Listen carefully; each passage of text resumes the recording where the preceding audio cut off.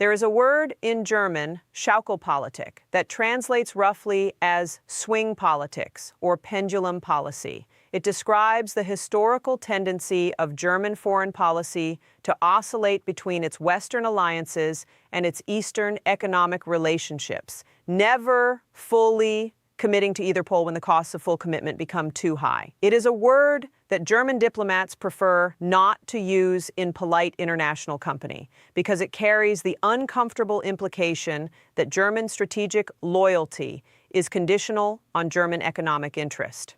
For the past 3 years, since Russia's invasion of Ukraine in February 2022, Western governments have been telling themselves that Germany had finally broken with its historical Schaukelpolitik, that the shock of Russian aggression, the revelation of German energy dependency, and the moral clarity of Ukrainian democratic resistance had permanently reoriented German strategic culture toward its Western alliances.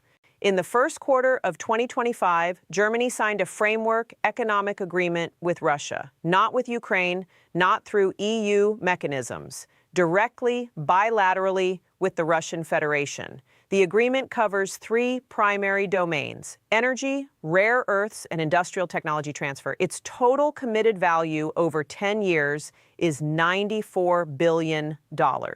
And it was signed by a German government that is simultaneously a member of NATO, a member of the European Union, a signatory to every Russian sanctions package enacted since 2022, and the largest economy in Europe, $94 billion with Russia, while Ukraine is still fighting. I need you to understand why this happened, because the surface narrative, German cynicism, European disunity, Russian diplomatic victory is correct in its conclusions, but wrong in its analysis. What actually happened is more structurally interesting, more historically rooted, and more consequential for the future of the European order than the surface narrative captures. And as always, the full picture only emerges when you follow the money. The framework agreement between Germany and Russia, as publicly disclosed, has 3 primary elements. The first element is an energy cooperation framework. This is not a revival of Nord Stream, the Russian gas pipelines destroyed in September 2022, in an act of sabotage whose ultimate attribution remains contested. It is a different structure, a series of bilateral agreements between German energy companies, specifically E.ON, RWE, and BASF's former gas trading subsidiary, Wintershall Dea, and Gazprom's European subsidiaries, covering liquefied natural gas imports through third country terminals. The gas does not travel directly from Russia to Germany. It flows through Turkey, through India, through Azerbaijan, through a complex of intermediary destinations designed to create legal distance between the German buyer and the Russian seller. This geographic laundering of Russian gas, and I use that term deliberately because it is precisely what it is, has been occurring at increasing scale since 2022. Germany's official statistics show a dramatic reduction in Russian gas imports from approximately 55% of total gas supply in 2021 to below 5% in 2023. But the actual origin of the gas flowing through Turkish and Indian terminal facilities that Germany is importing has been a matter of significant controversy among European energy analysts. The framework agreement simply formalizes, with economic structures and legal protections, what has been happening informally. The second element is a rare earth and critical minerals cooperation agreement. Russia holds approximately 37% of the world's recoverable titanium reserves, the largest single-country reserves of nickel, and significant deposits of palladium, 40% of global production, that are absolutely essential to German automotive manufacturing, specifically catalytic converter production, and to the chemical industry that underpins German industrial competitiveness. When the European Union enacted sanctions on Russian metals in 2022, Germany negotiated carve-outs for palladium and titanium imports that were quietly maintained even as the public narrative of comprehensive sanctions compliance was sustained. The framework agreement structures these continued imports as a critical mineral supply security arrangement, framed in language that echoes the EU's own Critical Raw Materials Act, which designated these materials as essential for European industrial sovereignty. The third element is the one that has drawn the most alarmed reaction from Berlin's NATO allies, an industrial technology transfer protocol. The protocol involves the transfer of German industrial process technology, specifically in chemical manufacturing, precision engineering, and industrial automation, to Russian counterpart enterprises in exchange for Russian preferential access pricing on commodities and energy. This is technology transfer to a country that NATO is simultaneously providing weapons to fight Ukraine. Let that sentence sit for a moment. Germany is a NATO member. Germany is providing weapons and military support to Ukraine, which is fighting Russia. And Germany is simultaneously transferring industrial technology to Russia, which is fighting Ukraine, in exchange for economic benefits to German industry. That is not Schaukelpolitik. That is a complete strategic contradiction. And to understand how Germany arrived at this point, you need to understand the economic mechanism that drove it there. What has happened to the German economy since 2022 is not adequately captured in any single headline, which is why it requires careful, analytical unpacking. Germany's economic model for the past 30 years was built on 4 structural pillars. First, cheap Russian energy, specifically natural gas, that powered German industrial production at costs below what most Western competitors could match. Second, an undervalued euro, undervalued relative to what a purely German currency would be, that made German exports price competitive in global markets. Third, deep integration with Chinese manufacturing supply chains, which provided both cheap imported components and the world's largest single export market for German premium goods. Fourth, the implicit American security guarantee of NATO, which allowed Germany to maintain defense spending at approximately 1.3% of GDP, well below the NATO target of 2%, and redirect those resources into economic productive capacity. All 4 pillars have been structurally damaged since 2022. Russian energy. Germany has successfully diversified away from Russian pipeline gas, but at enormous cost. LNG imports from the United States, Qatar, and Norway are approximately 40 to 80% more expensive than the Russian pipeline gas they replaced, depending on global LNG market conditions.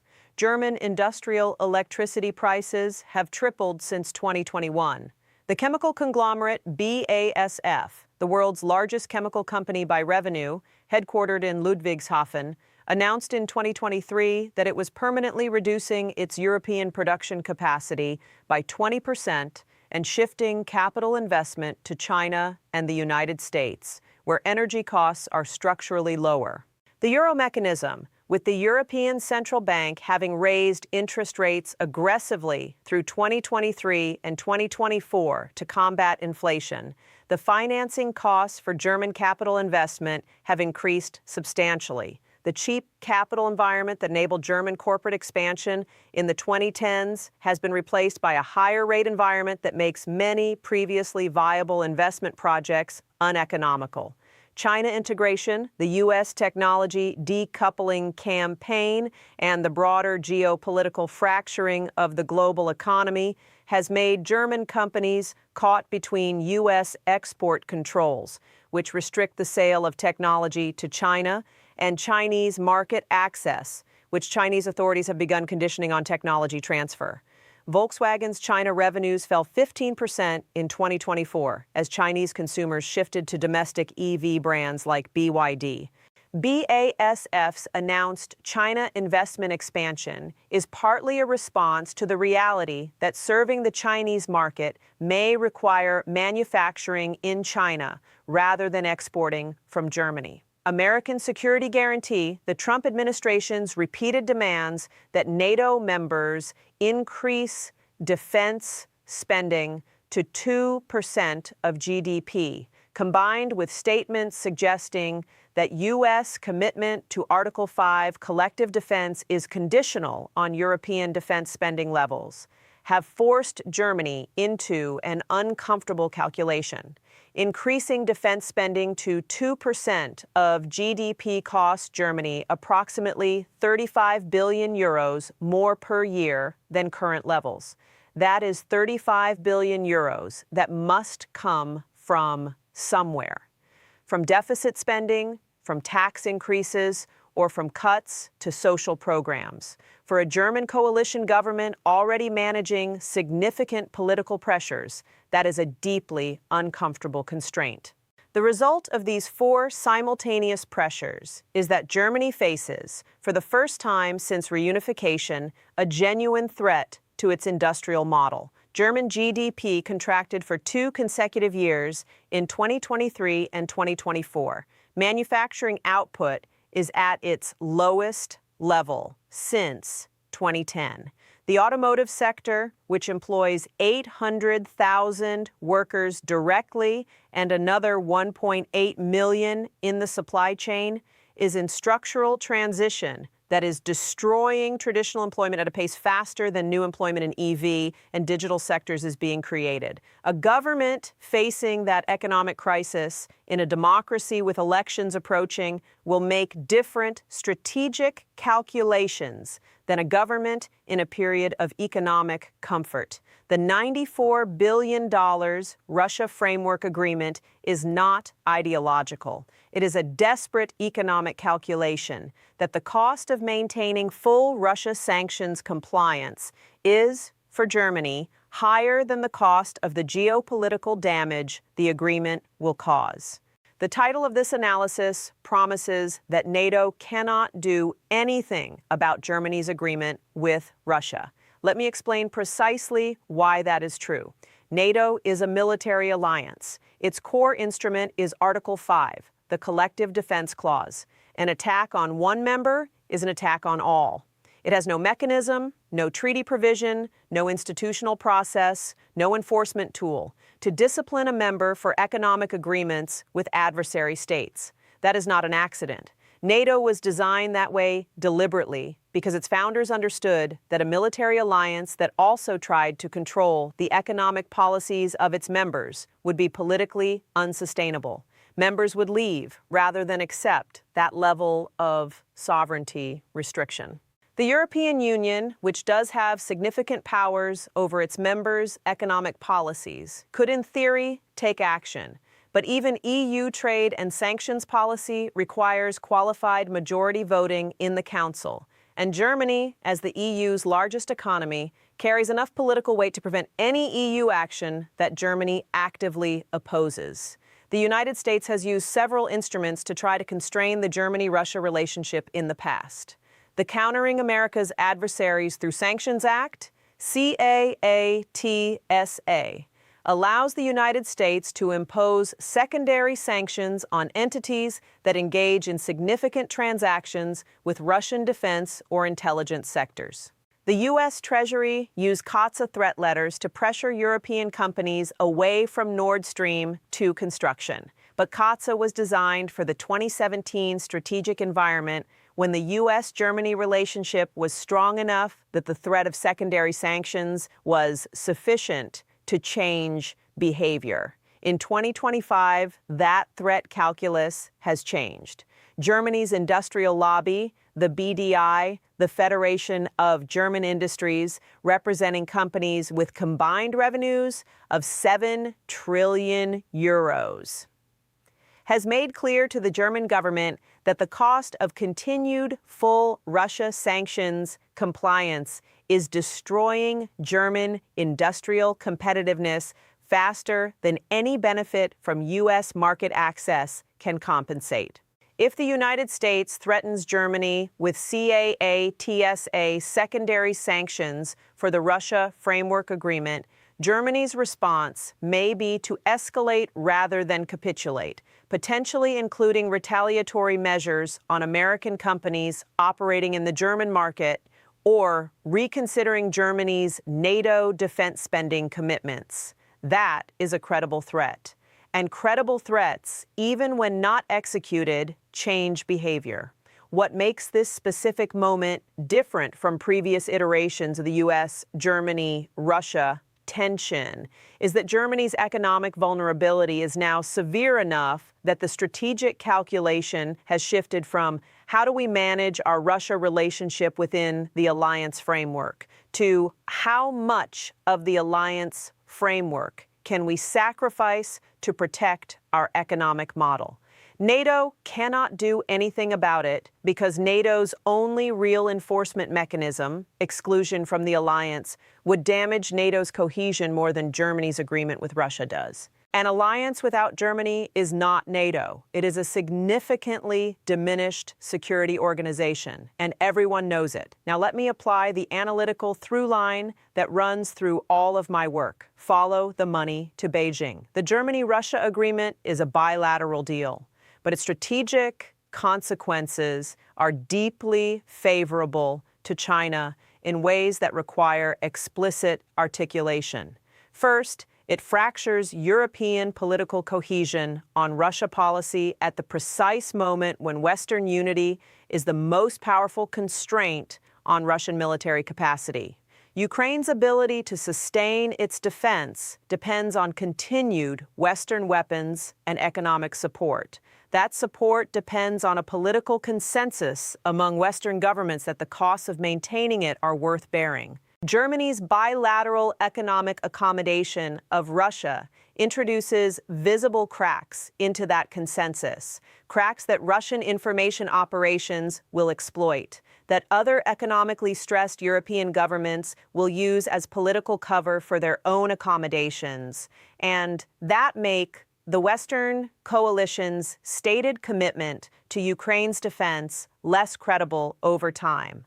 Less credible Western commitment to Ukraine's defense means a longer, more destructive war, or a settlement on terms more favorable to Russia, which serves Chinese strategic interests by keeping Russia as a viable junior partner in the anti-American coalition that Beijing has been assembling since 2022.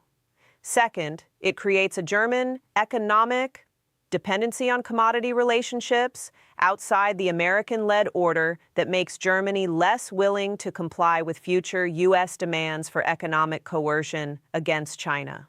Right now, the United States is pressing its European allies to adopt tariffs on Chinese EVs, to restrict Chinese investment in European infrastructure, and to align with American export controls on technology transfer to China. Germany has been the most resistant of the major European economies to these pressures, precisely because of its dependence on the Chinese export market and Chinese supply chains. If Germany now adds Russian commodity dependency to its economic position, critical minerals, dynir energy, dynin ders, barniers yerbi, garum chemical feedstocks, it becomes even more resistant to American demands for economic confrontation with any specific authoritarian state. Germany will consistently argue for economic engagement over confrontation, providing diplomatic cover for Chinese and Russian resistance to Western economic pressure simultaneously. Third, and most subtly, Germany's agreement with Russia sets a precedent for the permissibility of economic engagement with sanctioned states by NATO members that will be very difficult to reverse. If Germany can sign a $94 billion framework with Russia while remaining a NATO member in good standing, what is the basis for refusing Turkey's deepening economic relationship with Russia? What is the basis for preventing Hungary's energy deals with Russia?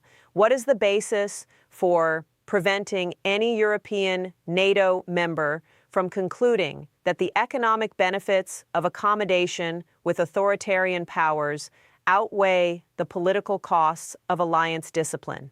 China has been systematically building exactly this kind of fracture in Western institutional solidarity since 2013. The Belt and Road Initiative was never primarily an infrastructure investment program. It was a political investment program using economic incentives to create bilateral dependency relationships between China and individual European governments that would make those governments less willing to align with collective Western positions on China policy. The 17+1 format, China's dialogue framework with Central and Eastern European countries, pursued exactly this strategy. Hungary's Orbán government, Bulgaria, Serbia, all have been cultivated through Chinese economic relationships into positions of consistent Euro-Atlantic resistance to collective action on China. Germany's Russia agreement is the Western European equivalent of that dynamic. A major economy calculating that bilateral economic interest outweighs collective alliance discipline, and it serves China's strategic interest of fracturing Western institutional solidarity in precisely the same way that China's own bilateral cultivation of European governments has. The historical parallel that emerges from everything I have described is one that German historians find deeply uncomfortable: the Treaty of Rapallo. In April 1922, the newly constituted Weimar Republic of Germany, economically devastated, diplomatically isolated, excluded from the post-WWI peace settlement, and desperate for economic recovery, signed a secret treaty with Soviet Russia. The Treaty of Rapallo established full diplomatic relations between the two pariah states of European order, canceled all financial claims between them, and initiated a secret military cooperation program through which German military officers trained in the Soviet Union, evading the restrictions on German rearmament imposed by the Versailles Treaty. And Soviet military officers received German military and technical training in exchange. From the German perspective of 1922, the Rapallo Treaty was a rational response to economic desperation and diplomatic isolation. Germany was excluded from Western economic arrangements, burdened with reparations payments it could not afford, and facing hyperinflation that was destroying the middle class. Russia offered economic engagement without political conditions. The long-term consequence of Rapallo was not German recovery.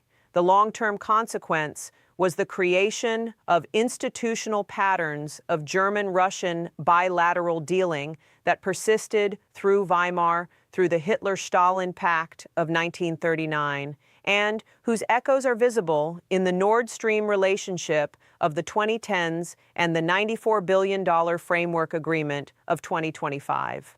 I am not drawing a moral parallel between Germany 2025 and Germany 1922. The political contexts are entirely different. German democracy is robust, and the current German government's intentions toward Russia are economically motivated, not ideologically aligned.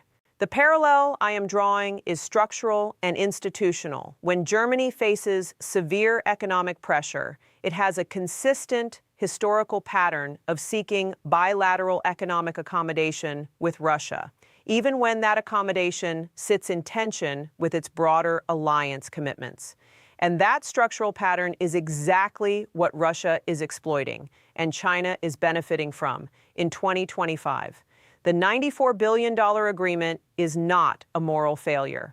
It is an economic survival calculation by a democratic government facing genuine industrial crisis.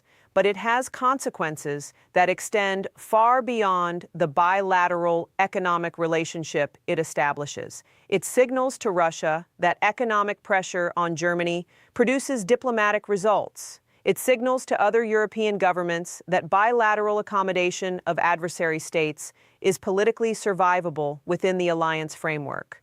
It signals to China that the Western institutional solidarity that the sanctions regime against Russia was supposed to demonstrate is cracking under economic pressure. And most importantly, it tells you something about the durability of the Western-led international order more broadly.